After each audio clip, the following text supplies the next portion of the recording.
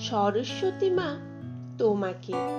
কবি শৈলেন্দ্র হালদার। বিদ্যাবতী সরস্বতী, তোমার যে কি ভাগ্য! ছোট্টবেলায় ছিল কি মা ছিঁচকাঁদুনির আজ্ঞ। লক্ষ্মী কাতু গণেশ দাদাও দুষ্টু ছিল ভারী।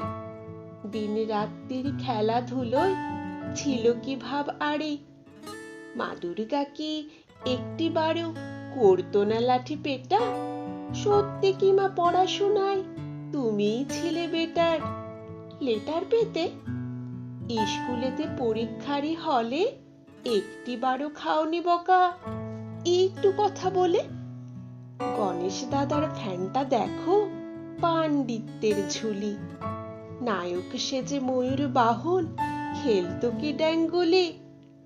লক্ষ্মী লাভের আশায় দেখো ঘুরছে জগৎখানা।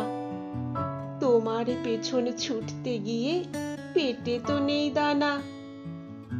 তোমার কজন আন্টি ছিল? পড়তে টিউশনও? ফ্যাশন নিয়ে থাকতে নাকি ছিল মোবাইল ফোনও? ছোট্টবেলায় জলসাতে মা গাইতে কি গান দোলে? আবৃত্তিতে কেমন ছিলে? ধরতে কি রং তুলে? কৈলাসেতে ঠান্ডা ভীষণ, কোথায় যেতে টুরে?